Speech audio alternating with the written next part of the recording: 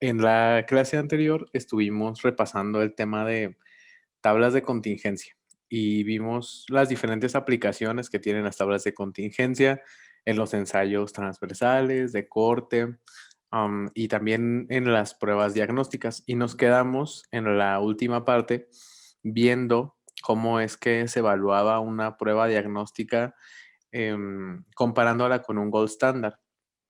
Y ahí pues ya teníamos pues en esa tabla de contingencia pues clasificados los casos que daban positivos o negativos a la prueba diagnóstica y que de acuerdo al gold standard eran positivos o negativos. Entonces recuerden ustedes que a partir de esos valores que estaban incluidos en la tabla de contingencia, nosotros podíamos calcular algunos parámetros que nos dicen o que nos detallan cuál es vamos a decir, la eficacia de esa prueba diagnóstica. Y hablábamos de la sensibilidad, la especificidad, los valores predictivos y cómo los calculábamos.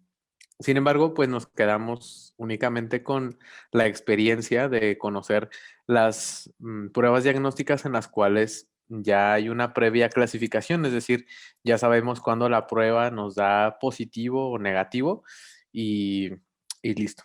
Y que nos quedó pendiente por explorar la parte del diseño de pruebas diagnósticas a partir de una variable que es de escala. Entonces, el día de hoy vamos a terminar esa parte que nos quedó pendiente. Es un poco retomar esto de las tablas de contingencia, lo mismo, sensibilidad, especificidad, los valores predictivos, pero vamos a regresar un poco a los análisis de los gráficos de columna, donde pues está disponible esa opción de nosotros hacer los análisis de este tipo de pruebas diagnósticas. Entonces, vamos a regresar ahí un poco, que lo que les comentaba hace algunas sesiones, y vamos a ver la utilidad con algunos ejemplos. Entonces, hablando sobre el análisis de estas pruebas diagnósticas, pues nos enfrentamos al concepto y a la prueba que hablamos de la curva ROC. Esta curva ROC, pues es el método que nos va a permitir saber en qué punto o hasta qué punto de un valor de la prueba diagnóstica esta es capaz de discriminar a los pacientes positivos y negativos. Entonces, hoy analizaremos ese tema de las curvas ROC y además vamos a ver un repaso del tema del análisis de sobrevida y los métodos que están asociados a ello. Entonces, hablábamos de las pruebas diagnósticas y los diferentes tipos de pruebas diagnósticas. Hablábamos, por ejemplo, de las pruebas rápidas, por ejemplo, las pruebas rápidas de HIV y demás, que tienen 2 o 3 banditas, y entonces, de acuerdo a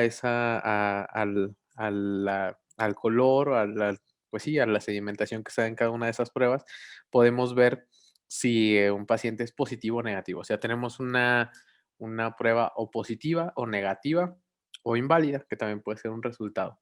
Entonces, esas pruebas que vimos la sesión pasada se conocen como dicotómicas, nos dan un resultado de sí o no. Sin embargo, hay otras pruebas que basan el diagnóstico en la medición de un analito que puede ser sanguíneo, puede ser algún elemento de mucosa, X, ¿no? Cualquier analito que se pueda determinar a través de cualquier técnica cuantitativa. Entonces, se establece una escala del analito y a partir de un cierto valor que conocemos como un punto de corte, es el punto a partir del cual se conocen a los pacientes que son enfermos y se diferencian de los pacientes que son sanos. Ejemplos de esto, por ejemplo, la prueba de la tuberculina, la prueba del PPD, en la cual se inocula un poco de material en la parte del antebrazo y entonces se mide el tamaño de la induración, entonces se sabe que a partir de 1 centímetro la prueba será positiva y de 1 centímetro hacia abajo la prueba será negativa. Entonces, eh, ¿cómo se determina ese punto de corte para distinguir entre un paciente que no está enfermo, un paciente sano, de un paciente enfermo? O sea, a través de esta curva que se llama ROC. Y bueno, esta curva ROC está basada en el siguiente razonamiento. Nosotros, pues, sabemos que nuestra prueba diagnóstica va a tener una escala de valores que vamos a representar en este gráfico en la parte horizontal. Puede tomar un valor de 0 hasta algún punto, ¿no? Entonces, el diseño de una prueba diagnóstica inicia sabiendo que un grupo de pacientes que son sanos o que no tienen enfermedad darán un cierto rango de valores de la prueba diagnóstica y que será un rango de valores distinto o un poco más pequeño que el de pacientes que tengan la enfermedad. Entonces, de manera inicial, nosotros para proponer una prueba diagnóstica, pues tendremos que estar seguros de que de inicio los pacientes sanos dan un grupo de lecturas diferente a los de los pacientes enfermos. Entonces, es lo que representan estas dos curvas, la curva azul y la curva verde, el conjunto o la frecuencia de los pacientes que dan en el rango de la prueba positiva o la prueba negativa en la prueba diagnóstica. Entonces, vean ustedes que tenemos estos dos grupos, el grupo de los pacientes sin enfermedad y los pacientes con la enfermedad. Entonces, en esta escala, a lo largo de esta escala, pues tendremos que ir delimitando a los pacientes positivos y negativos, definiendo, les decía yo, un punto de corte. En este caso, el punto de corte está definido con esta línea roja, que es el punto de corte que nosotros vamos a definir. Y a partir de ese punto de corte, se van a obtener diferentes resultados, ¿no? En este gráfico. Por un lado, podremos diferenciar a partir del punto de corte a los pacientes que verdaderamente están sanos, ¿ok? Entonces recuerden ustedes que el grupo o la curva azul representa a todos los pacientes que están sanos y a partir de este punto de corte veremos a los pacientes en esta área morada que dan negativo a la prueba diagnóstica, es decir, que de verdad son pacientes sanos y que dan negativo a la prueba diagnóstica, es decir, son pacientes que son verdaderos sanos.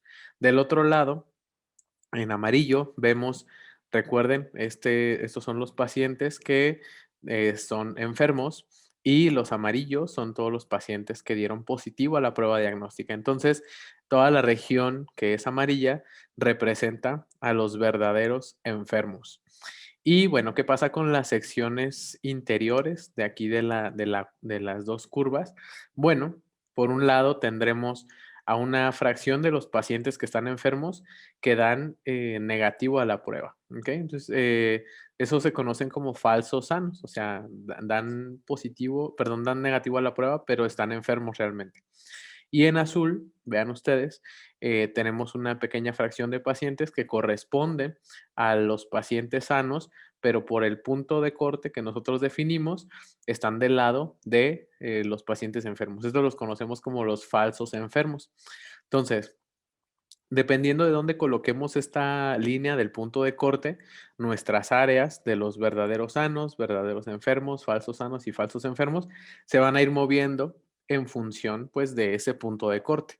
Y vean ustedes que para este momento ya tenemos 4 grupos: los verdaderos sanos, los falsos sanos, los verdaderos enfermos y los falsos enfermos, que nos remite de inmediato a una tabla de contingencia. Recuerden ustedes que en las tablas de contingencia representábamos a los enfermos y a los sanos del verdaderos en la parte de las columnas y a los sanos y enfermos de acuerdo a la prueba diagnóstica en las filas. De manera que este gráfico de la clasificación de los pacientes se puede traducir muy fácilmente a una tabla de contingencia en la cual nosotros tengamos los diferentes valores de los pacientes que son sanos o enfermos y que dan positivo o negativo a la enfermedad. ¿Qué pasa si yo muevo este punto de corte de donde lo estoy representando en este momento? Pues vean ustedes.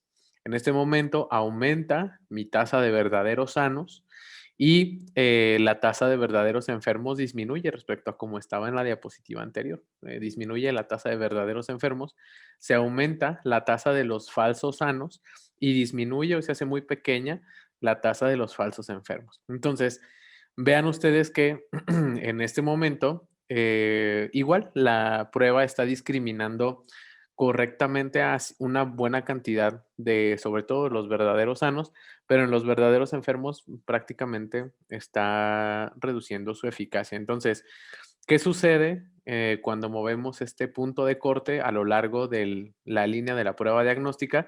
Pues lo que vamos modificando son los valores de nuestra tabla de contingencia y si recordamos, esto va a cambiar los parámetros de sensibilidad, de especificidad de la prueba. ¿Qué quiere decir esto? Que a diferentes puntos de corte, la prueba va a ser más o menos sensible o más o menos específica. Entonces, ¿cuál es el punto de corte bueno? Pues el punto de corte bueno lo vamos a encontrar a través de esta metodología que les comentaba, que es la curva ROC. Y en esta curva ROC lo que estamos buscando es la prueba que tenga tanto la mayor sensibilidad como la prueba sensibilidad o ese punto que nos pueda hacer el corte de los pacientes. Entonces, volviendo un poco a cómo estábamos en la gráfica del inicio, vean ustedes en la sección izquierda que tengo las dos poblaciones de los pacientes sanos, de los pacientes enfermos. Y cada una de las líneas que están en diferentes colores muestran diferentes puntos de corte, ¿ok? Diferentes puntos de corte de la prueba diagnóstica. Y a partir de ello, pues nosotros podemos calcular la sensibilidad de la prueba, la especificidad, y cada una de ellas, pues nos va a dar diferentes valores. ¿Qué es lo que hacemos? Bueno, por ejemplo, a partir de la primera línea, hacemos el primer punto de corte que inicia muy cercano a donde empiezan los pacientes que son sanos. Entonces calculamos una sensibilidad y una especificidad. Y ese valor de sensibilidad y especificidad que corresponde a este primer punto de corte, lo llevamos a una gráfica en la cual estamos representando la sensibilidad y representamos en el eje horizontal el porcentaje de falsos positivos, que podríamos demostrar que se puede calcular como uno menos la especificidad. Entonces, estos dos ejes, sensibilidad y la tasa de falsos positivos, aquí voy a colocar el punto correspondiente a el primer punto de corte. Después me recorro un poco más y me voy a la línea azul, al punto de corte azul, un poco más a la derecha, que me va a producir un segundo punto de sensibilidad y de tasa de falsos positivos. Después, el tercero, pues la línea verde, me va a producir un nivel diferente de sensibilidad y porcentaje de falsos positivos y así hasta una cantidad pues casi infinita, ¿no? De valores de sensibilidad y especificidad. De manera que yo recorra todo el rango de la prueba diagnóstica y que genere estos valores de sensibilidad y de tasa de falsos positivos. Esta curva de la derecha se conoce como la curva ROC y esta es la curva que nos va a ayudar a determinar ese punto, el mejor punto de corte de la prueba diagnóstica. Entonces, recordar que esa prueba diagnóstica tiene en el eje vertical graficado la sensibilidad de la prueba a un punto de corte dado y en la parte horizontal la tasa de los falsos positivos, que es lo mismo que uno menos la especificidad de la prueba diagnóstica. Nosotros veremos las diferentes curvas de ROC como la que están viendo ustedes en esta gráfica de la derecha y verán ustedes pues los diferentes puntos que se van uniendo. Entonces, a partir de esta gráfica les decía yo, vamos a determinar cuál es el mejor punto o el mejor punto de corte, el que nos da la mayor sensibilidad y la menor tasa de falsos positivos. Entonces, ¿cómo la vamos a encontrar? Ese mejor punto lo podemos encontrar de dos maneras, ¿no? A través de una inspección gráfica. Recuerden ustedes que el objetivo, lo que estamos buscando, es que en la curva, el punto donde la curva tenga la mayor sensibilidad, ¿ok? Pero al mismo tiempo que tenga la menor tasa de falsos positivos. Entonces, a medida que yo voy hacia arriba en el eje vertical, pues la sensibilidad va aumentando, pero vean ustedes que la tasa de falsos positivos también, ¿no? Entonces, ¿cuál es el punto en el cual ocurre que tengo el mayor valor posible de sensibilidad con la menor tasa de falsos positivos? Pues el punto que esté más cercano al vértice izquierdo superior de mi gráfica, ¿ok? Es el punto que esté más cercano a esta esquina, ¿no? A la mayor sensibilidad con la menor tasa de falsos positivos. Entonces, ven ustedes que en el caso de esta gráfica que estamos viendo acá, Aquí, pues bueno, tengo un valor de sensibilidad alrededor de 20% y mi tasa de falsos positivos es por ahí del 8%.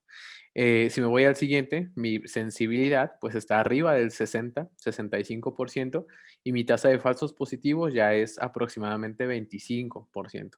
Si voy al siguiente punto, estamos en sensibilidad del 80%, pero vean que la tasa de falsos positivos ya está muy alta, está en 45%. Y si me voy al siguiente punto, todavía más, casi 70%, aunque tengo una alta sensibilidad. El punto más cercano a esta esquina superior izquierda es el punto que está marcado aquí como el punto J, ¿ok? Esa es una de las maneras que nosotros podemos determinar cuál es el mejor, o así que la mayor sensibilidad y la menor tasa de falsos positivos. Sin embargo, también está la contraparte, ¿no? Como el otro método, la parte numérica, donde hablamos del índice de Youden. Entonces, si nosotros trazamos una línea desde el origen de la gráfica, de cero sensibilidad a cero tasa de falsos positivos, hasta la parte superior derecha, donde tenemos la máxima sensibilidad y la máxima tasa de falsos positivos, pues tendremos esta línea recta, ¿ok? Que divide a nuestra gráfica en dos, a nuestra área de la gráfica en dos.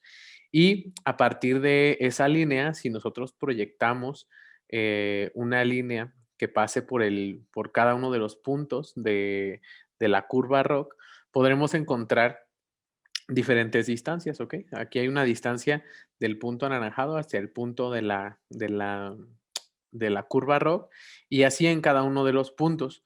El índice de Youden en cada uno de las barritas va a corresponder pues a esta distancia, ¿ok? A la distancia que existe de la línea anaranjada a la línea de la curva ROC. El punto donde la distancia sea mayor entre la línea anaranjada y el punto de la curva ROC se conoce como el índice de Youden y también es una forma de conocer gráficamente el punto de mayor sensibilidad y menor tasa de falsos positivos de nuestra prueba diagnóstica.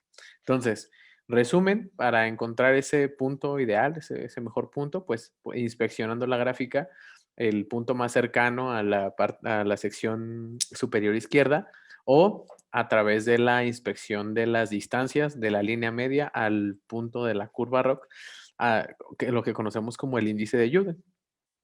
Ahora, recuerden ustedes que ese punto que nosotros observamos en nuestra curva ROC tiene, pues, representa una sensibilidad y una tasa de falsos positivos, pero ese punto viene calculado a partir de un punto de corte que teníamos en la gráfica, donde teníamos a los pacientes que eran sanos y los que estaban enfermos. De manera que se buscará después de encontrar este número o este mejor punto, se buscará encontrar cuál es ese punto de corte al que corresponde esa sensibilidad o esa especificidad. Ahora, lo vamos a poder estimar, ¿ok? Con una buena aproximación, pero tendrá pues siempre su incertidumbre, ¿no? Así que tendremos que recalcular los valores de sensibilidad y especificidad. Vamos a verlo con un ejemplo. Ahora, les hablaba yo de el índice de Youden y demás. Esta curva ROC no nada más nos informa sobre cuál es el mejor punto de corte de nuestra prueba diagnóstica, sino que también nos habla indirectamente de la capacidad predictiva de la prueba diagnóstica que estamos testeando. En primer lugar, por el índice de Youden, ¿ok? Entre más grande sea el índice de Youden que nosotros encontremos para nuestro mejor punto de la prueba diagnóstica, es mucho mejor, ¿ok? Tenemos así que una mayor distancia en el índice de Youden. Y por otro lado, la curva ROC que nosotros graficamos acá tiene un área hacia abajo, que es un área bajo la curva, que es indirectamente una medida, pues, de la capacidad de nuestra prueba diagnóstica para clasificar a los pacientes enfermos de los sanos. Entonces, ¿cuál es el valor mínimo de nuestra área bajo la curva? En el caso de una curva, por ejemplo, que no fuera capaz de diferenciar correctamente a los positivos de los negativos, tendríamos un área como la que vemos en la primera imagen, un área que corresponde, si se fijan ustedes, a un total de 0.5. ¿Por qué? Porque vean ustedes que en el eje horizontal, el máximo es 1, es un cuadrado de 1 de base por 1 de altura, de manera que la mitad del área es 0.5, ¿ok? ¿Cuál sería la mejor prueba diagnóstica? Decíamos la que tenga la mayor sensibilidad a la menor tasa de falsos positivos. Entonces, si tuviéramos una curva en la cual el punto más cercano estuviera muy cercano a la sección izquierda superior, pues tendríamos un área muy grande, ¿ok? Un área bajo la curva ROC muy grande y tendríamos una excelente capacidad de que nuestra prueba diagnóstica discrimine a los positivos de los negativos, o sea que el área bajo la curva máxima a lograr es de 1. Y bueno, entre 0.5 y 1 así que los valores en los cuales nos vamos a mover para nuestra curva ROC y nos va a hablar indirectamente, les decía, esta área bajo la curva de la capacidad de nuestra prueba diagnóstica para diferenciar positivos de negativos. Entonces, es importante ver estos dos valores. Entonces, vamos a comenzar con un ejemplo sobre este tema y comencemos con el tema del momento, que es el COVID-19. Entonces, un grupo científico propone la detección de una proteína M, que nos inventamos en la saliva de pacientes. Y bueno, dicen que la detección de esa proteína M en la saliva de los pacientes puede ayudar a diagnosticar la infección activa por COVID-19. Así que toman muestras de saliva de 100 pacientes y determinan la concentración de la proteína M en los 100 pacientes. Por separado determinan si los pacientes tienen o no COVID-19 a través de una prueba molecular o PCR, como la que conocemos todos. Y de cada paciente, pues tienen tanto la concentración de la proteína M en saliva como el diagnóstico de COVID-19 por PCR, que saben ustedes es positivo o negativo. Entonces las preguntas son, ¿cuál es el mejor punto de corte de la concentración de la proteína M para detectar los pacientes sanos de los enfermos? Y preguntar, bueno, también si esta proteína es un buen predictor de la concentración de la proteína M. Entonces, vamos a ver los datos en Prisma. Recordarles, bueno, que en este momento vamos a volver a los análisis de columna, donde vamos a ingresar nuestros datos. Entonces, en la parte del análisis de columna podemos iniciar con una tabla nueva, ¿ok? Y poniendo los datos dentro de las diferentes curvas. Entonces, ¿cómo se agregan los datos aquí en Prisma? Pues a través de columnas, ¿ok? Por un lado, tendremos a todos los pacientes que dan COVID negativo o que dieron negativo a la prueba de COVID y debajo pondremos todos los valores de la concentración de la proteína M, ¿ok? Son nuestros controles negativos. Y en la columna B tenemos a los pacientes que dieron positivo a la enfermedad. Entonces, aquí están todos los valores de la concentración de la proteína M en esos pacientes.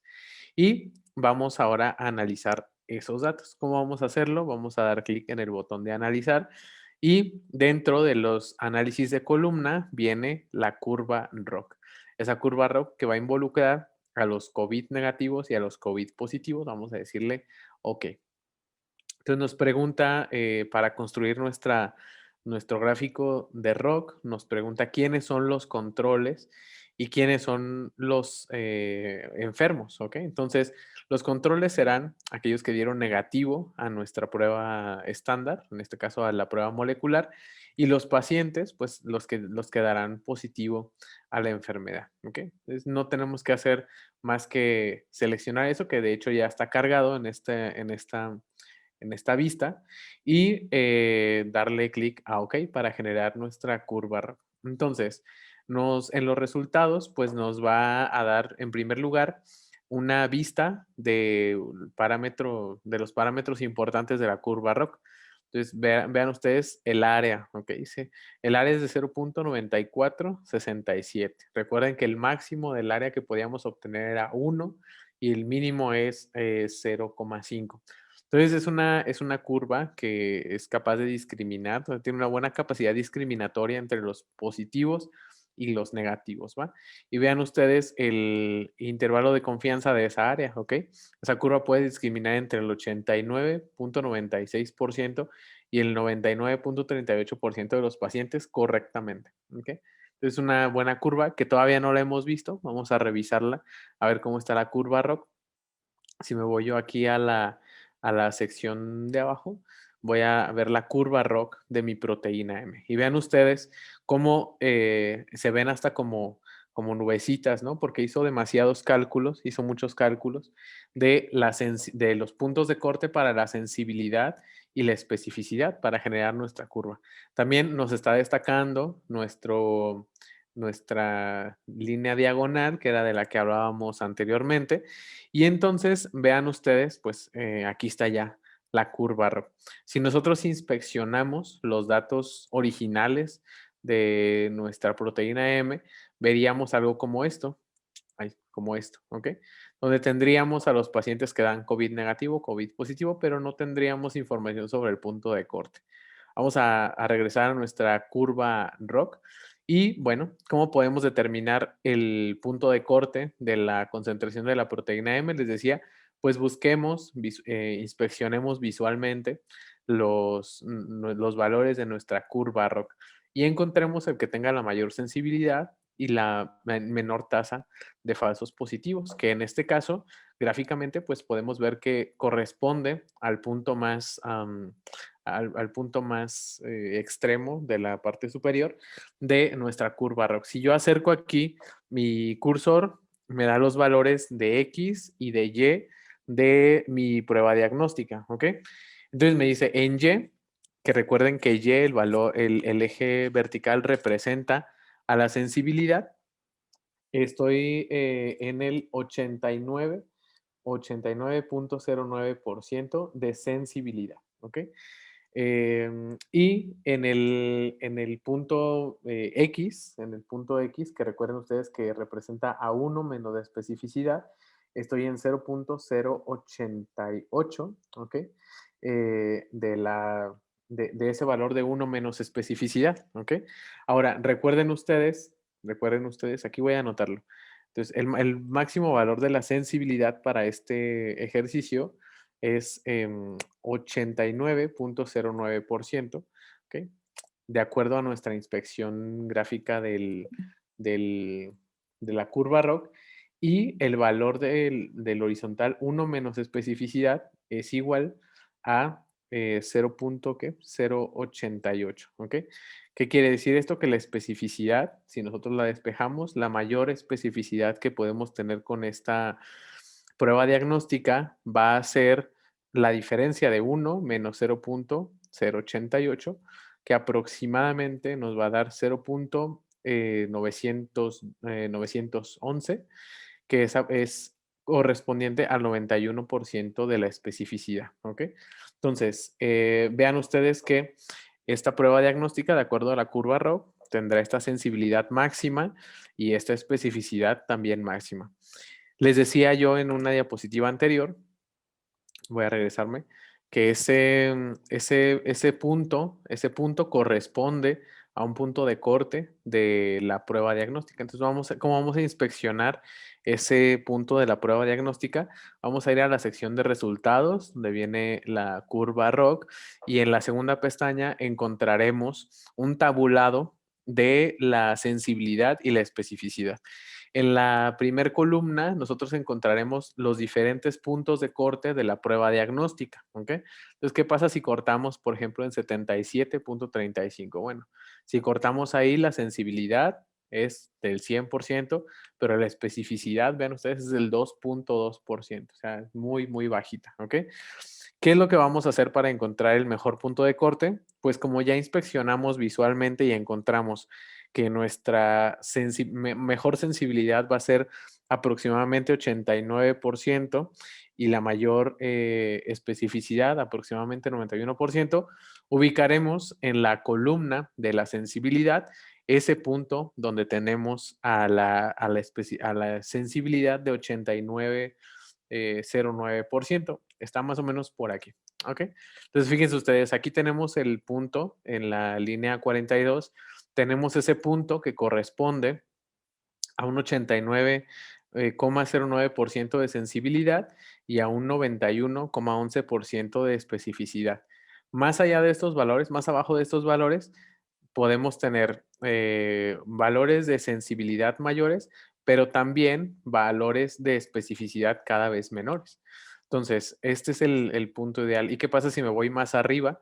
Pues voy disminuyendo la sensibilidad progresivamente y mi especificidad va aumentando, ¿no? Entonces, hay que como equilibrar eso, ¿no?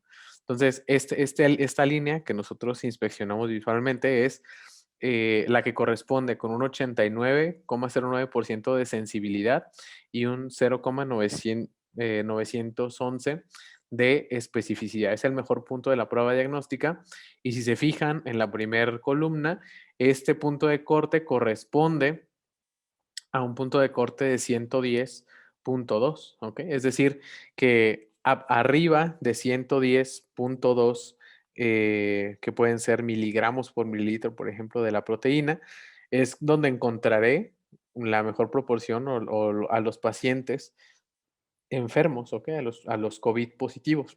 Y abajo de 110,2, perdón, es donde encontraré a los pacientes COVID negativos, ¿va? Entonces, este es el punto de corte aproximado de nuestra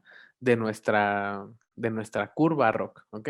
Entonces, vean ustedes, voy a regresar al planteamiento inicial donde teníamos a nuestros dos pacientes. Vean ustedes que aproximadamente en el punto de corte es donde se diferencia más las dos poblaciones de los negativos de los positivos, aunque como ya hemos visto, pues habrá algunos negativos que den del lado positivo y algunos positivos que den del lado negativo, ¿no? Eso es completamente normal.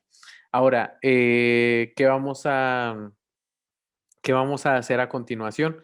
Vamos a retomar el valor del punto de corte de nuestra curva ROC y vamos a recalcular los parámetros correspondientes a nuestra prueba diagnóstica, porque no nada más queremos conocer la sensibilidad y la especificidad, sino que queremos conocer pues todo lo que se pueda, ¿va?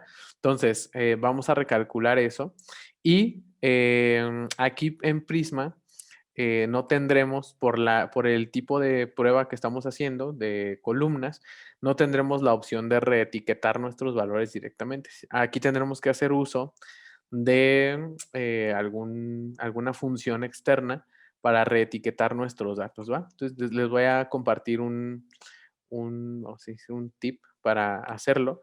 Podemos hacerlo. Voy a abrir el documento del cambio de las variables. Podemos nosotros hacer uso de una función que se llama contarsi. Y esa función contarsi está disponible pues tanto en Excel como en cualquier otro programa de hojas de cálculo, ¿va?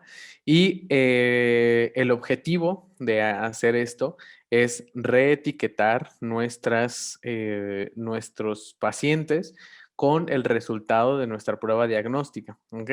Entonces, aquí en esta hoja que es la que van a poder ustedes encontrar en la sección de los recursos, van ustedes a ver el diagnóstico molecular, que era el que ya teníamos, la concentración de la proteína M, vean ustedes, pues que ya cada paciente tenía su diagnóstico molecular y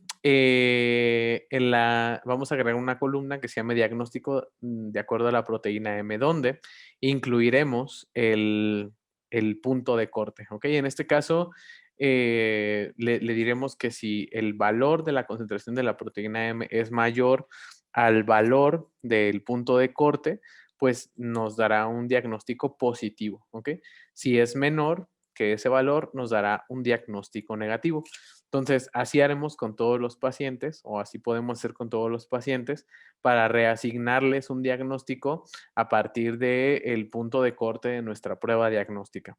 Y a partir de estos datos podremos construir nuestra tabla de contingencia utilizando la función contarsi, ¿va? Entonces, en el caso, por ejemplo, de la tabla de contingencia, tendremos, recuerden, en las columnas a los pacientes que dieron positivo a la prueba molecular o negativo a la prueba molecular y en las filas positivo y negativo de la prueba diagnóstica. En la primera fila debemos colocar o contar el número de pacientes que dan positivo a la prueba molecular, es decir, que en esta fila tienen un diagnóstico positivo y que en esta fila de diagnóstico de la proteína tienen un diagnóstico también positivo. Entonces, vean ustedes cómo se construye esta función, contar puntos sí, ¿ok? Y le decimos, bueno, queremos contar aquellos casos en los cuales en la columna A, que corresponde al diagnóstico molecular, tengamos un diagnóstico positivo. Y en la columna C, que corresponde al diagnóstico de la proteína M, también que tengan un diagnóstico positivo. Entonces, esos corresponden a nuestros verdaderos enfermos, ¿va?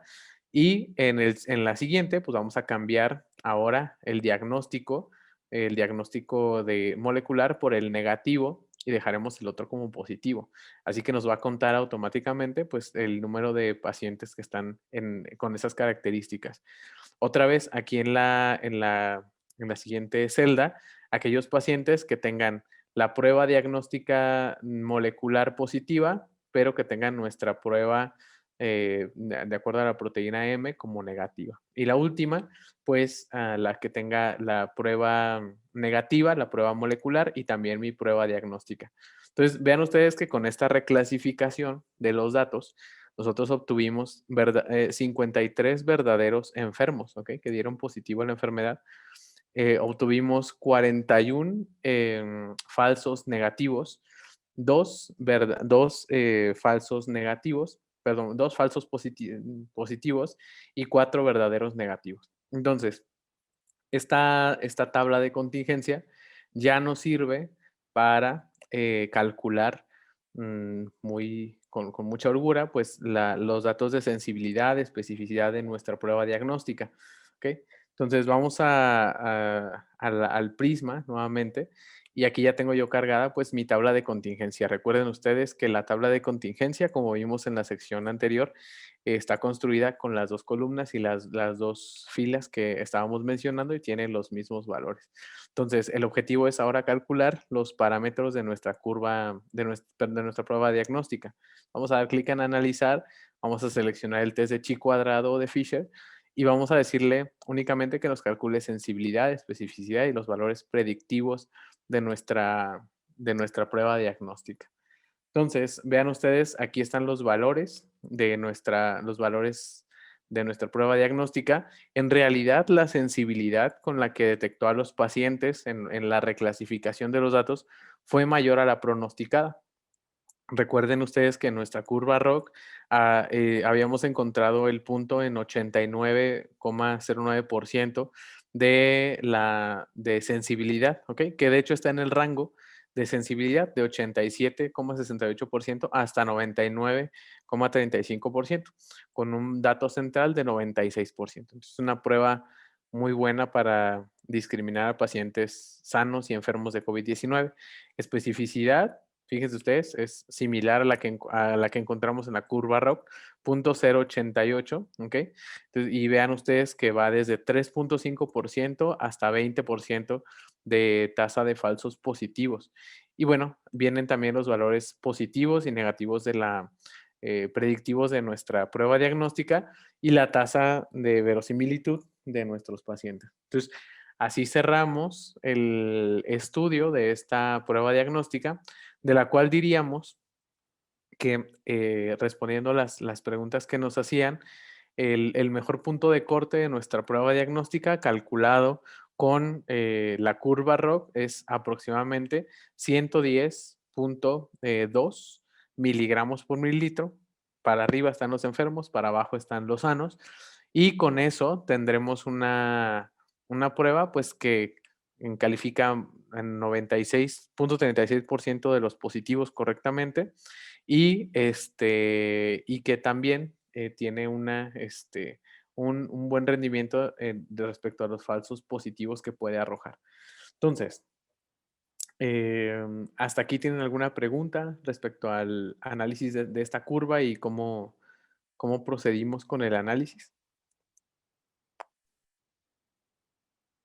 No, gracias, Chris. ¿No? Ah, de acuerdo, Sí. muy bien. Pues ya estamos listos para desarrollar una prueba diagnóstica para cualquier cosa, ¿no? Entonces, Cris, dime, ¿quién? ¿Quién habla? Perdón que te interrumpa. Ahí está. Feliz. Adelante. ¿Puedes regresar a la tabla? Sí. Al análisis. Ahí. En especificidad, ahí te dice, o sea, no te indica el punto 08. Ah, bueno, pero es con respecto a la tabla, ¿no? Igual Sí. sería,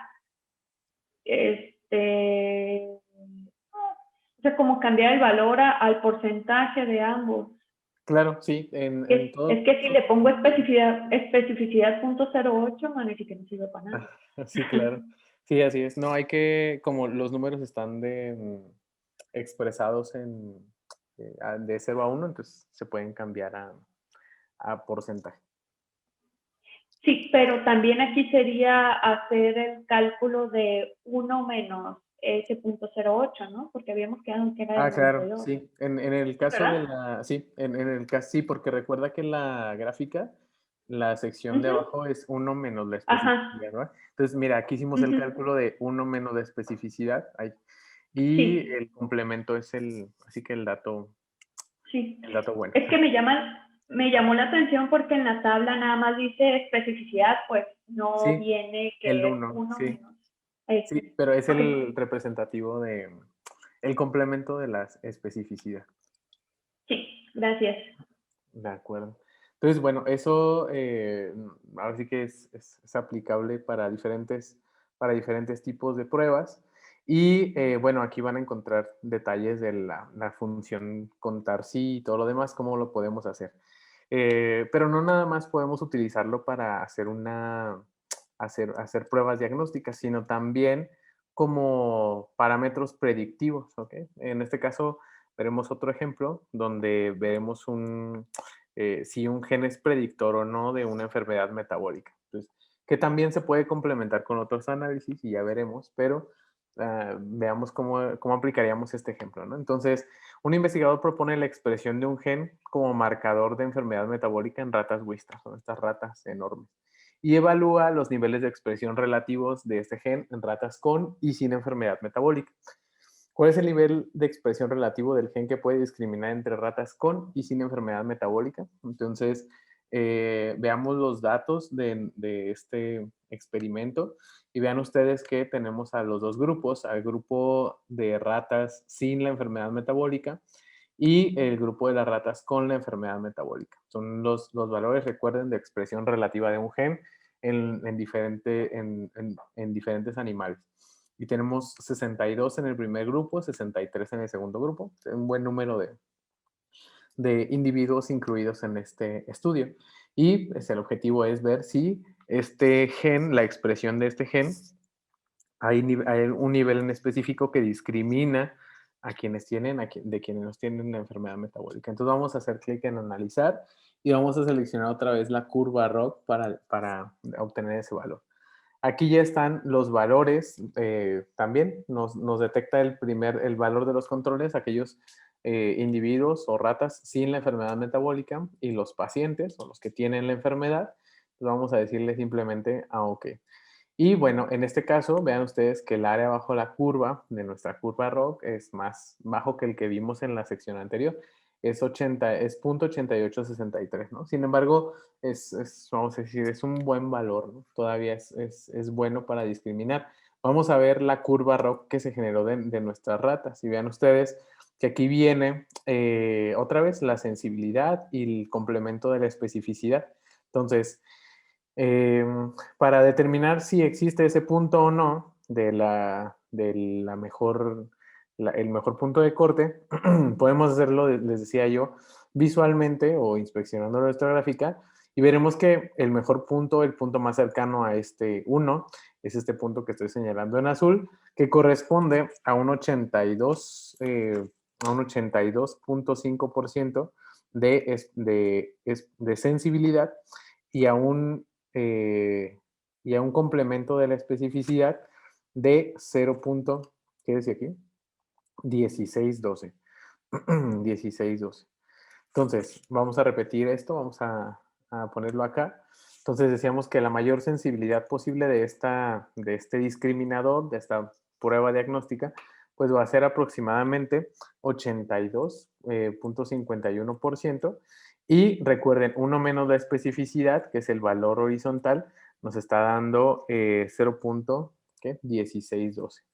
De manera que nuestra especificidad real de este estudio va a ser 1 menos 0.1612, aproximadamente, ¿qué será? 84. Aproximadamente 84%, ¿ok? Es el valor de la prueba diagnóstica. Entonces, de acuerdo a nuestra curva ROC, mejor valor de sensibilidad 82%, especificidad 84%. Y vamos a volver a nuestra tabla de resultados para ver a qué punto de la prueba diagnóstica corresponde ese valor. Entonces, vamos a buscar en la columna de sensibilidad el valor correspondiente a 82,51% o 0,82, más o menos por aquí está. 0,8254 se parece al 0,8251 que teníamos en la gráfica de la curva ROC. Y el nivel de especificidad, aquí está 83.87%, ¿no? Vean ustedes que el corte es un corte aproximado, ¿ok? Aquí cortó en 3,55 y el siguiente corte lo hace en 3,650. Pero si tuviéramos cortes mucho más finos, vamos a decir, de esa curva ROC, pues tendríamos el mismo valor que vimos en el gráfico. Entonces, es la mejor aproximación hacer el corte en 3,50%. Y si nosotros inspeccionamos nuestra gráfica de la expresión de los genes en las ratas, vean ustedes que esos son los niveles de expresión de la relativa del gen en las ratas sin la enfermedad y en las ratas con la enfermedad. Entonces, pues bueno, se logra ver que sí existe diferencia entre los ratas que no tienen y sí tienen la enfermedad. Volviendo pues a la curva ROC, tendremos que el mejor punto de corte para nuestra discriminante de este gen es 3,550, que recuerden es una expresión relativa del gen. Arriba de ese valor de 3,550 encontraremos a las ratas con enfermedad metabólica y debajo de ese punto encontraremos a las que no tienen la enfermedad metabólica. Entonces, ¿es un buen predictor? Bueno, pues tiene un nivel de predicción aproximado del 88%, por lo que vimos en nuestra área bajo la curva. Y por la inspección visual de nuestra gráfica, pues vimos que pues sí se diferencian los dos tipos de ratas, ¿va? Entonces, aquí está la misma corrida del análisis que acabamos de ver y el punto de corte, ¿no? Marcado en el gráfico de nuestra curva. Entonces, respondiendo a la pregunta, ¿cuál es el nivel de expresión relativo del gen que permite discriminar entre ratas con y sin enfermedad metabólica? La respuesta es 3,550, ¿sí? Que recuerden son unidades relativas a la expresión de otro gen, ¿va? Entonces, esta curva ROC pues nos sirvió no nada más para una prueba diagnóstica, sino también como para ver si un cierto analito es un buen predictor. La característica en este caso va a ser que la variable con la que estamos tratando de predecir el resultado sea una variable de escala, ¿okay? A diferencia de los estudios de la tabla de contingencia. Entonces, hasta aquí terminaríamos con la sección de la curva ROC, que es este análisis de columna, y vamos a ver el tema de las curvas de sobrevida.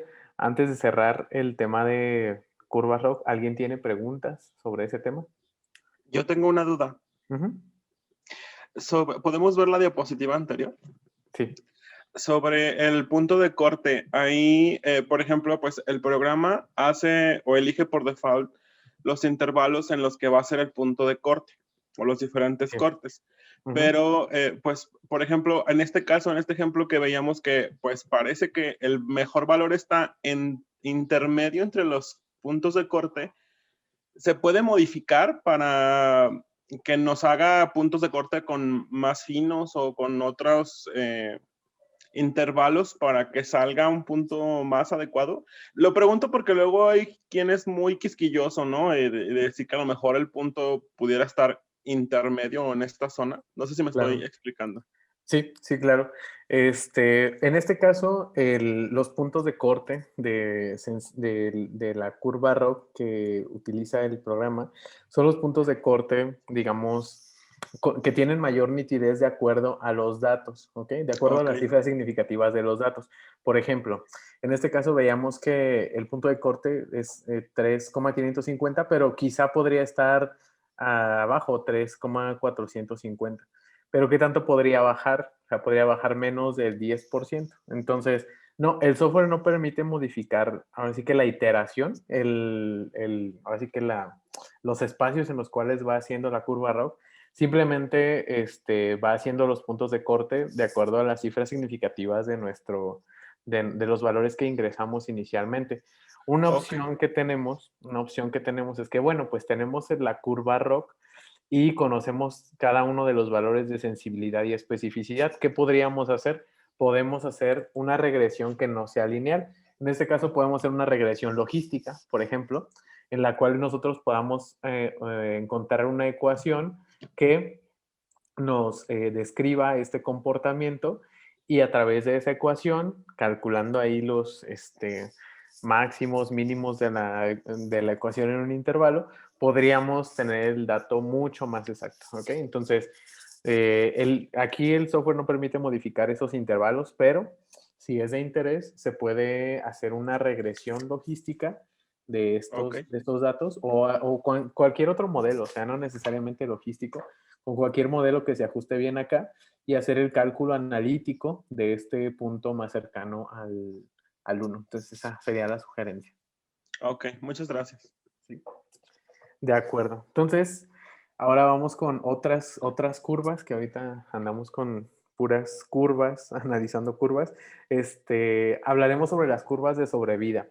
Verás que con algunos de ustedes ya he platicado con anterioridad y ya hemos visto para qué se utilizan estas curvas de sobrevida. Pero vamos a retomar este tema desde el aspecto más básico. Entonces, ¿cuándo elegimos una curva de sobrevida o cuándo vamos a seleccionar ese tipo de gráficos? Cuando lo que queremos determinar es el tiempo medio de ocurrencia de un evento. ¿Okay? Entonces, ¿en qué momento ocurre un evento en particular dentro de un periodo de observación? Ejemplos de esto aplicados al área de la salud.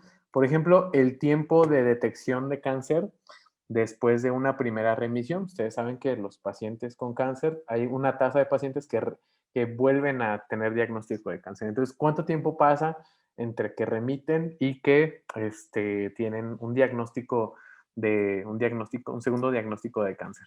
Otro, por ejemplo, tiempo de resolución de una infección con un tratamiento. ¿Sí? Entonces, ¿qué momento se va a dar eso? ¿En qué tiempo ocurre la conversión de un fenotipo latente a un fenotipo activo en un modelo en particular? O así que el ejemplo de oro, ¿no? Por eso se llaman curvas de sobrevida, el tiempo en el que mueren ciertos individuos expuestos a un estímulo que puede ser un tratamiento. Ahora ustedes dirán, bueno, pues lo que puedo hacer es ver, no sé, 100 pacientes y ver en cuánto tiempo, en cuánto tiempo se dio el diagnóstico después de la primera remisión y saco un promedio y ya me saco de problemas. ¿Por qué no podemos hacerlo de esa manera? Porque habrá un cierto número de pacientes que en todo el periodo de observación no desarrollen o no tengan el diagnóstico de cáncer en ese tiempo. Entonces, ¿qué van a hacer ahí? ¿No? ¿Qué pasa si de los 100 nada más 20 tienen el dato? ¿No? Entonces, los 20 quizá no representen. Por eso, utilizamos este análisis de sobrevida que contempla tanto a los pacientes o a los individuos que van a presentar el evento de interés, como aquellos que no van a presentar el evento de interés. Estas curvas de sobrevida pues nos ayudan a determinar ese tiempo con una mayor generalidad y además ayudado de métodos que son no paramétricos, así es que no nos ayuda a estimarlo. ¿Qué pruebas son las que podemos desarrollar en este tipo de gráficos? Podemos determinar el tiempo medio de sobrevida. Ese tiempo medio de sobrevida es en realidad el tiempo medio de ocurrencia del evento y podemos comparar diferentes curvas, por ejemplo, entre diferentes tratamientos o diferentes intervenciones a través de un método estadístico que se llama Kaplan-Meier, que es el que vamos a estudiar a continuación. Entonces, entendamos muy bien el tema del tiempo de sobrevida. En ciencias de la salud normalmente existe esta dicotomía entre exposición y evento. Para quienes han estudiado otro tipo de carreras o ciencias, siempre dicen pues que a toda causa corresponde un efecto, ¿no? Y eso pasa siempre, o sea, siempre hay una causa y hay un efecto. En ciencias de la salud no ocurre esto. En ciencias de la salud hablamos de exposiciones y eventos, pero no siempre ocurre la exposición, no siempre ocurre el evento, o a veces no ocurre ninguna de las dos, ¿ok? Entonces, hablamos de exposición cuando hablamos de, por ejemplo, un tratamiento, una condición, un factor al cual han estado expuestos nuestros pacientes, podría haber ocurrido o puede no haber ocurrido. Y un evento, que puede ser un desenlace, ¿ok? Un desenlace cualquiera, un síntoma, el desarrollo de una enfermedad o la muerte, puede ser el evento, y puede o puede no ocurrir, ¿ok? Entonces, en el estudio del tiempo de sobrevida, lo que determinamos en realidad es el tiempo que pasa entre una exposición y un evento. Cuando nosotros tenemos la capacidad de determinar con toda certeza cuándo ha ocurrido la exposición y cuándo ha ocurrido el evento, así que con día y fecha y todo, estamos hablando de que nuestra observación es completa, o sea, tenemos la observación completa del individuo. Sin embargo, hay veces en las cuales para un periodo de estudio, por ejemplo, los últimos 5 años, habrá pacientes que tengan la exposición, pero que nunca desarrollan el evento. O pacientes que no tienen la exposición, pero que desarrollan el evento.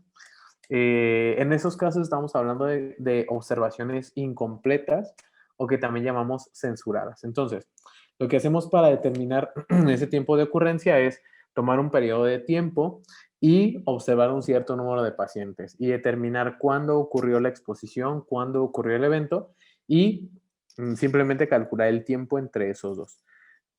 Contaremos tanto las observaciones completas, o sea, de los pacientes que tenemos exposición y evento, como también contaremos las observaciones incompletas o censuradas, aquellas donde solo tengamos la exposición o solo tengamos el evento. ¿Okay?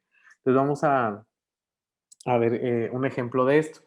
Vean ustedes, aquí hay un ejemplo del tiempo de ocurrencia del segundo diagnóstico de cáncer de mama en pacientes que ya tuvieron una remisión previa. Entonces vean ustedes el paciente número uno que logró un punto de remisión y después de 3 años tiene un segundo diagnóstico de cáncer de mama. Entonces estamos hablando de un periodo de sobrevida de 3 años y nuestra observación es completa.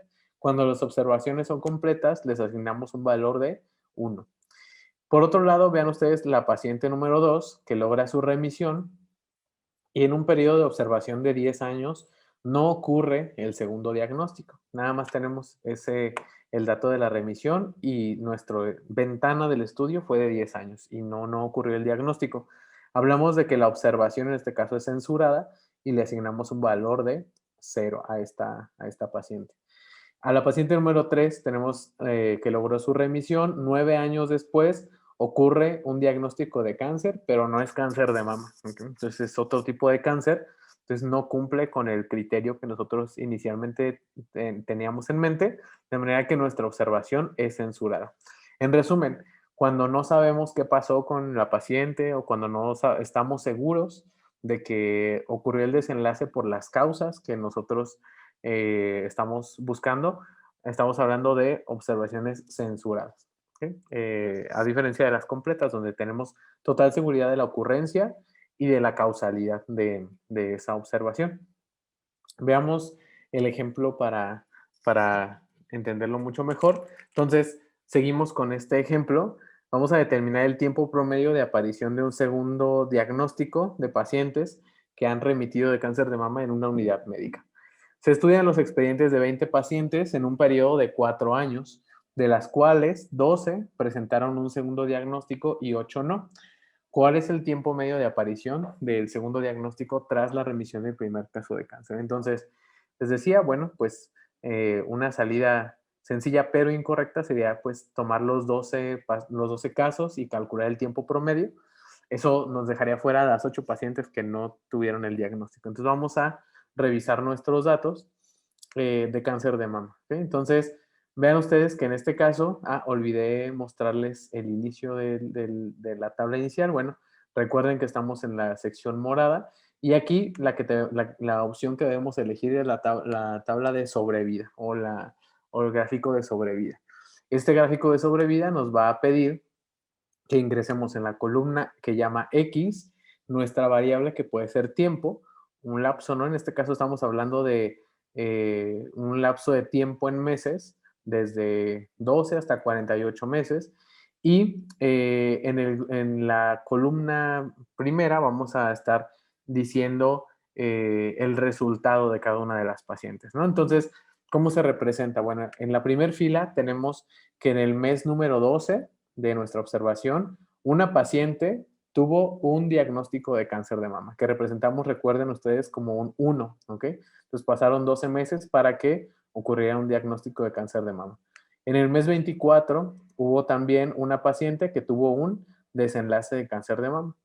Y vean ustedes que a lo largo del tiempo vamos registrando los diferentes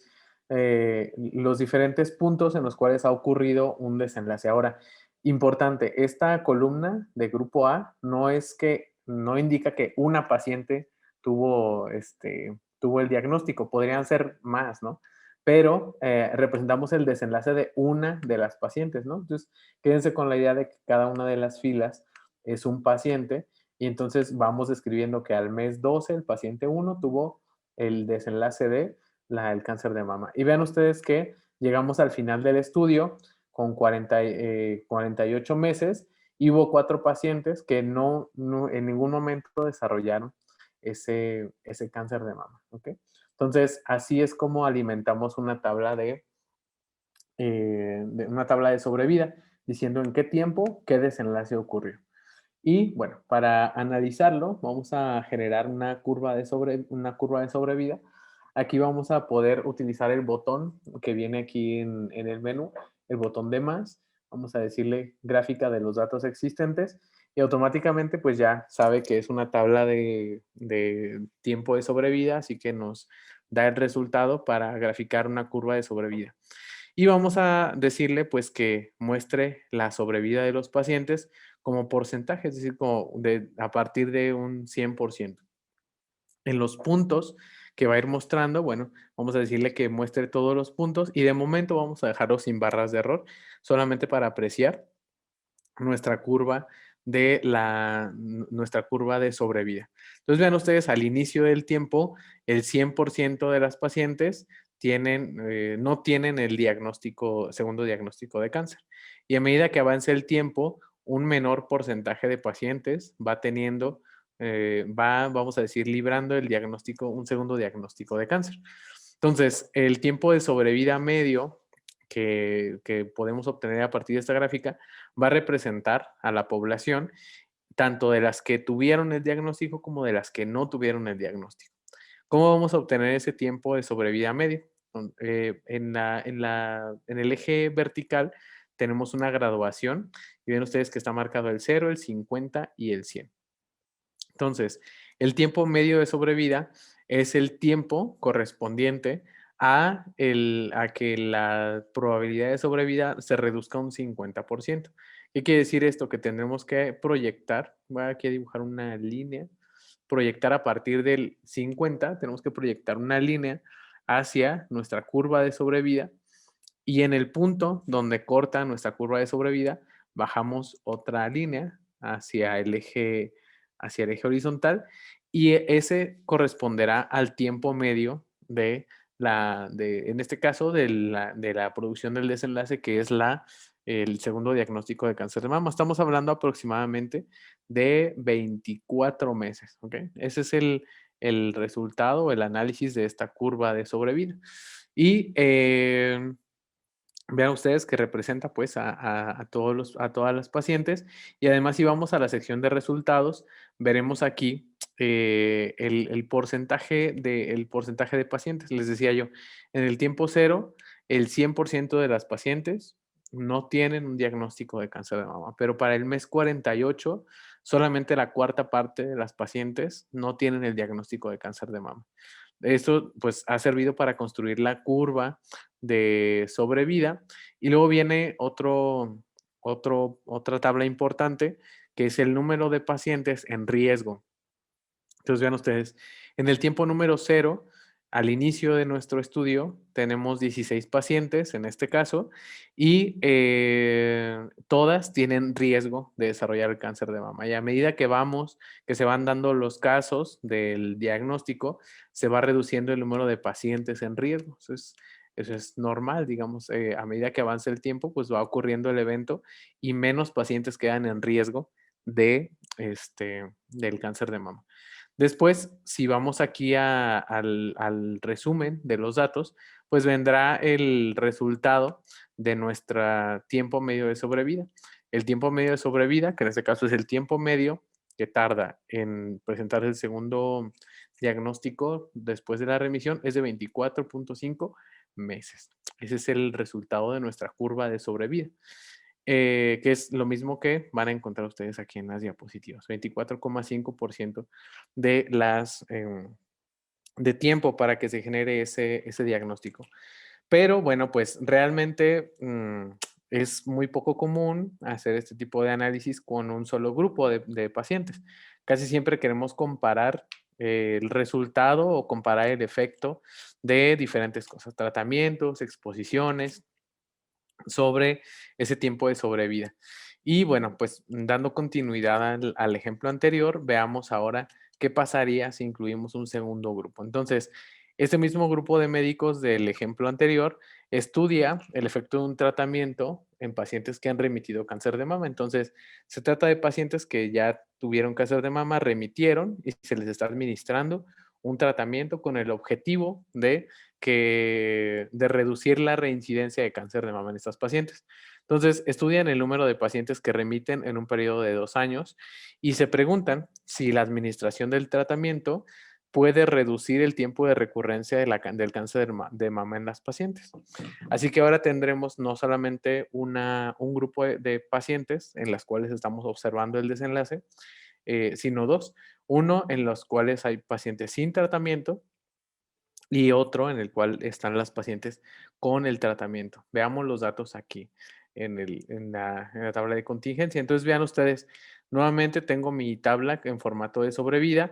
En X tengo los meses los meses de observación o los tiempos en los cuales ocurrió algo o no ocurrió algún desenlace. Y tengo a las pacientes sin tratamiento y las pacientes con tratamiento. Vean ustedes, en el caso no es consecutivo el X, ¿no? Sino que los tengo como separados. En primer lugar, tengo todos los tiempos en los cuales se presentaron los desenlaces de las pacientes, el segundo diagnóstico con un 1 o con un 0 cuando tenemos una observación incompleta. Ocurrió otro diagnóstico, salió la paciente por otro motivo. Ese es, por ejemplo, el caso de la paciente número 3, que en el mes número 15, una paciente que se perdió el registro. Y también en el mes número 15, otra paciente que tuvo el desenlace, ¿ok? Y así tenemos los datos para las pacientes sin tratamiento y en la columna B o en el segundo grupo, los datos de las pacientes que sí tienen el tratamiento. De manera que, pues así podemos hacer la comparación de la sobrevida de las pacientes. Vamos a generar nuestra curva de sobrevida a través, les decía, de este botón más. Vamos a decirle más y vamos a decirle que nos haga una gráfica de los datos existentes. Entonces, estamos con los gráficos de sobrevida. Vamos a dejar las mismas opciones que seleccionamos en el ejemplo anterior. Y vean ustedes, para hacer más claro esto, voy a cambiar los colores de mis gráficas. Recuerden que para cambiar colores, formas y demás, damos doble clic en el área de la gráfica y vamos cambiando aquí los diferentes colores. Por ejemplo, aquí ahí está. Entonces ya ven ustedes a las pacientes sin tratamiento en rosa. ¿Okay? Vean ustedes cómo inicia de manera más temprana a ver estos segundos diagnósticos de cáncer de mama. Y el primer caso de las pacientes que tienen tratamiento, pues tarda unos cuantos meses más, aproximadamente 6 a 8 meses en darse el primer caso y a partir de ahí pues se van dando los casos de cáncer de mama, tanto en las pacientes que tienen como en las que no tienen el tratamiento. Así que bueno, la pregunta es, si en primer lugar, pues, ¿cuál es el tiempo medio de ocurrencia del segundo diagnóstico de cáncer con y sin el tratamiento? Y si nuestro tratamiento está ayudando o no está ayudando a reducir ese tiempo de ocurrencia del segundo diagnóstico. Entonces, aquí ya se nos generó en la sección de resultados nuestra tabla de sobrevida. Y vean ustedes que de entrada, pues, conoceremos o veremos el test de log-rank. Entonces, ese test de log-rank es el test que se utiliza cuando estamos comparando dos o más curvas de sobrevida. Es un test que no es paramétrico y que nos permite hacer una comparación a través del chi cuadrado de las curvas y saber si hay o no diferencia entre mis curvas. Entonces, vean ustedes que en este caso, el test de log-rank basado en chi cuadrada nos da el valor de chi cuadrada y nos da un p-valor. Dice la probabilidad de que las curvas sean iguales, que la curva de los pacientes con y sin tratamiento sean iguales, es del 14,56%. Es alto, es muy alto esa proporción. Por lo tanto, concluye que nuestras curvas de sobrevida no son diferentes. ¿Okay? No hay diferencia entre las curvas. Vamos más allá, pero van a decir ustedes, bueno, pero ¿cómo si se ven súper diferentes nuestras curvas? Bueno, lo que pasa es que en esta gráfica no hemos incluido las medidas de desviación de cada uno de los puntos. Voy a agregarlas para que las vean. Voy a darle doble clic y le voy a decir cambiar tipo de gráfico. Le voy a decir que me muestre el intervalo de confianza de 95%, o mejor, la desviación estándar, que es un poco más entendible y gráfica. Entonces vean ustedes que en cada uno de los puntos ha incluido la desviación estándar de la probabilidad de sobrevida de nuestros pacientes con y sin tratamiento. Y vean ustedes que en varios de los puntos hay un cruce entre los intervalos ¿cómo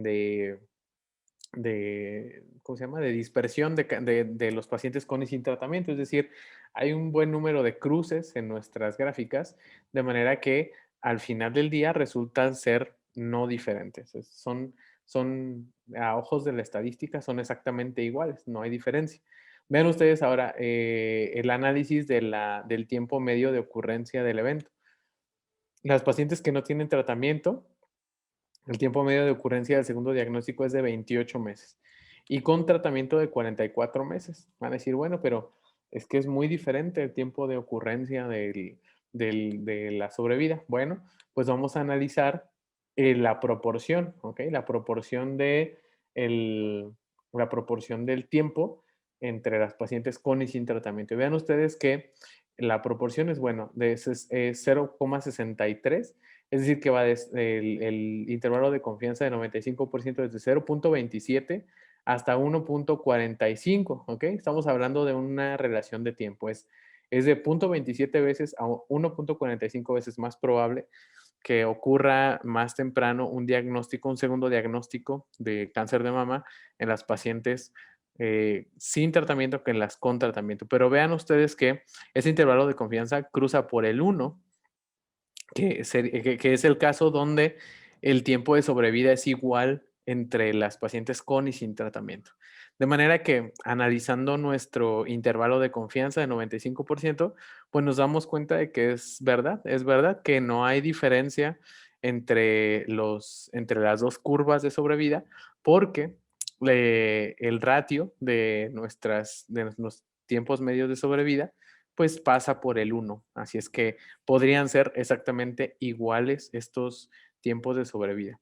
Volviendo pues a nuestro gráfico, vean ustedes que en esta zona, alrededor de la zona del 50% de probabilidad de sobrevida, pues existe un número de cruces en nuestras gráficas. Ahora, ¿en qué momento diríamos que nuestras sobrevidas o tiempos de sobrevida son completamente distintos?